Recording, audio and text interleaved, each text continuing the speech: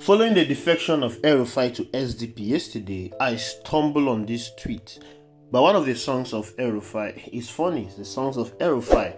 Now he said, Peter Obi is surprisingly not a bad person after all. My views on him have changed recently. My mind was poisoned by my former party members, Sir Obi.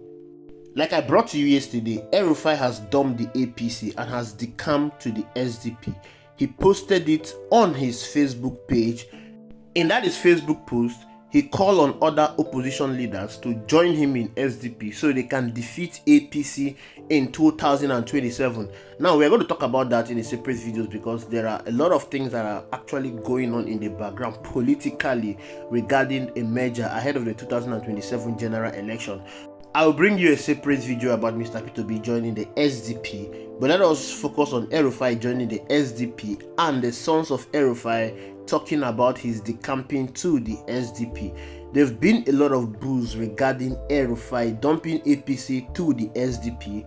I am so sure that some persons are being paid on Twitter to tweet about El-Rufai joining SDP. They want to make it to trend. They want to make it to look like a heavyweight decamping. But it's actually not a heavyweight decamping because El-Rufai is politically irrelevant. And that is the truth. I'm sorry to say this, but El-Rufai is politically irrelevant. El-Rufai do not have the clout to win an election. Not to talk of the popularity to defeat Bola Ahmed Tinubu in 2027. El-Rufai was able to become a governor in Kaduna State because of the popularity of APC in 2015 as a new political party, or let me just say President Muhammadu Buhari wave. The same wave that Peter Obi had in 2023, that a hunter, an Okada man, a 2-week-old politician won an election on the floor of the National Assembly. People that are irrelevant, they were able to win that election. I mean, that's the kind of wave that El-Rufai enjoyed in 2015 to become the governor of Kaduna State in 2015.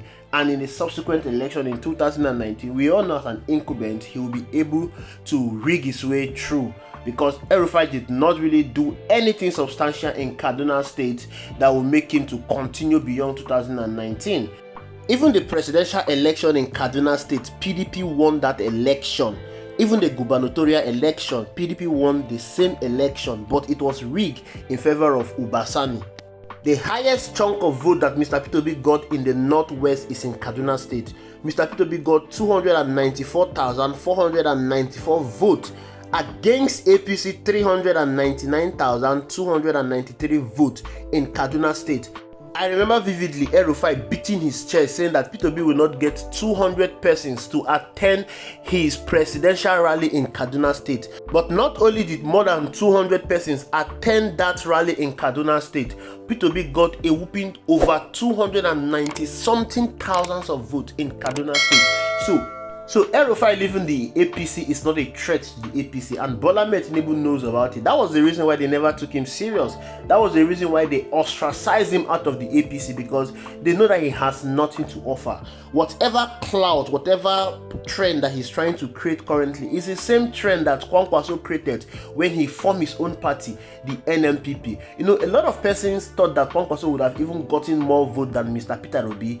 Even when they told Kwankwaso to become a vice presidential candidate to Mr. Peter Obi, he was feeling too big. He went on the national television and made a comment that people from the north will not vote in Mr. Peter Obi, that Mr. Peter Obi is a regional candidate, that he, Kwankwaso, is a national candidate. But at the end of the election, we also saw who was the regional candidate and who is the national candidate. So I'm not moved by this defection, and El-Rufai is aware of something. He knows that he does not have the clout, the popularity to defeat Bola Ahmed Tinubu. Now this is what the opposition parties are trying to do, especially those from the north. They want to remove Tinubu from power in 2027. They know that even if they present a consensus candidate from the north, that candidate will not defeat Bola Ahmed Tinubu in 2027. They are aware of it. They know that the North do not even have the popularity anymore to defeat any candidate as a stand-alone presidential candidate. And they equally know that the major political parties that contested the 2023 general election has been hijacked by Bola Ahmed Tinubu. We are talking of the PDP and the Labour Party. El-Rufai moving to the SDP is a pointer. It means that other opposition leaders will join him in the SDP. They want to create a platform to attract one person, and that person they want to attract is no other person but Mr. Peter Obi. Yes, they are creating an environment to lure Mr. Peter Obi to join their political party. Like I said, no stand-alone politician from the north will be able to defeat Bola Ahmed Tinubu in the 2027 general election. Even if you present a politician from the north and they have an alliance with a politician from the south, they will not defeat Bola Ahmed Tinubu in 2027. I've always said it and I will maintain it. Most Nigerians will choose to vote for Bola Ahmed Tinubu rather than voting for a northerner. And when I talk about the north, you need to understand that the people from the north central, they have the same voting sentiment as the people from the south and the southeast. I am not talking about the people from the southwest. The people from the southwest can swing their votes anytime. We saw what they did in 2015. They voted against Goodluck Ebele Jonathan. So the people from the southwest, they have the same voting sentiment with the northwest and the northeast.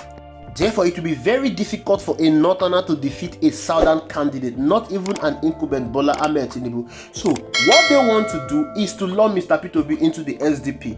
No merger, no coalition, no alliance will be complete without Mr. Peter Obi. There is no politician in Nigeria now that has the same popularity as Mr. Peter Obi. There is no politician in Nigeria now that has the same clout as Mr. Peter Obi. Peter Obi is the game changer ahead of the 2027 general election. Therefore, these northern politicians are trying to do the same thing they did in 2015. When they left the PDP and formed the APC to displace off Goodluck Ebele Jonathan, they are trying to do that same thing again in 2027. Now, remember when they formed the APC, they look for one man that has a block vote, and that is President Muhammadu Buhari. President Muhammadu Buhari has 12 million block vote he got in the 2011 general election. 11 million out of that block vote came from the northwest and the northeast. Buhari was a regional candidate. He can never become a president with that kind of vote.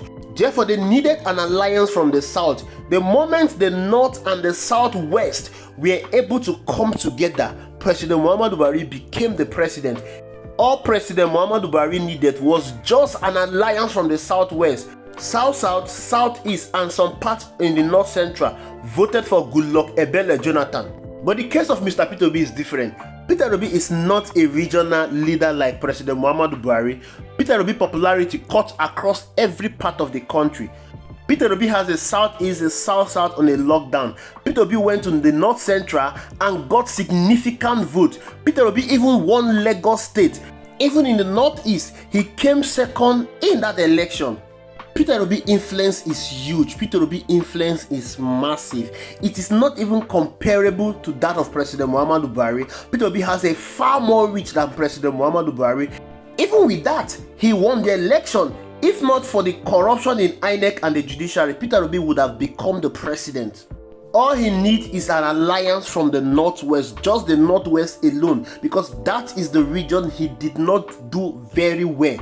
El-Rufai and other northern politicians are aware of this. Once they can throw their support behind Mr. Peter Obi, it's game over for Bola Ahmed Tinubu. That election is as good as won. They know that Mr. Peter Obi is the only presidential candidate in Nigeria currently that can help them win election against Bola Ahmed Tinubu. We are talking about someone that went toe-to-toe with Bola Ahmed Tinubu in Bola Ahmed Tinubu's home state. The state that Bola Ahmed Tinubu governed for 8 years. The same state that is being alleged that Bola Ahmed Tinubu built. Lagos State. We are talking about Jagaban in Lagos State. Lagos State that Bola Ahmed Tinubu controls. The same Lagos State that is the personal property of Bola Ahmed Tinubu. Look at what he did to the House of Assembly. They impeached the speaker and Bola Ahmed Tinubu ordered them to reinstate the speaker, and they reinstated the speaker back. But Mr. Peter Obi threw in there, despite all the intimidation, despite all the rigging, and flogged Bola Ahmed Tinubu. Even the gubernatorial candidate of Labour Party, Gbadebo Rose-Vivour, put a very big fight against the incumbent Sanwo-Olu APC in Lagos State. He won that election, but it was rigged in favor of the APC. Defeating Bola Ahmed Tinubu ahead of the 2027 general election lies in the palm of Mr. Peter Obi deciding to contest against Bola Ahmed Tinubu or deciding to form a merger with the North. They are aware of the force of Mr. Peter Obi. This is the reason why they are all trying to be in the good book of Mr. Peter Obi, and that is the reason why the sons of El-Rufai are tweeting. They are trying to get in good terms with the obedient movement. We know that they have been recalcitrant. We know that they have been saying all manner of things about the obedient movement, about Mr. Peter Obi, all manner of derogatory names. You equally heard him say that he hated Mr. Peter Obi because of what his party members were saying, because of APC. APC is a party of tribalism. APC is a party of division.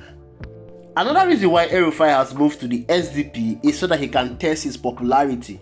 Of course, we saw what Kwankwaso did in the 2023 general election. He wanted to test his popularity, but he noticed that he is nothing but a regional candidate. The only significant vote he got was in where he ruled as a governor. El-Rufai wants to do the same thing. He wants to test his popularity. He wants to see if the North will really rally behind him to vote at Bola Ahmed Tinubu. Remember, there is also Atiku Abubakar, who is also looking towards becoming the president ahead of Bola Ahmed Tinubu in 2027. Atiku Abubakar, there was a rumor that he wants to move to the SDP, but he has dismissed that rumor. But we all know that he will definitely move to the SDP because currently PDP is in shambles. Atiku Abubakar don't want to admit openly that PDP is in shambles. He doesn't want to admit openly that Bola Ahmed Tinubu has taken PDP structure away from him. So he's still moving in a covert-like operation. He would definitely move to the SDP. And if Atiku Abubakar moves to the SDP, it's obvious he's going to be the presidential candidate. You also El-Rufai campaigning for Atiku Abubakar when they went to pay a solidarity visit to late Pa Edwin Clark.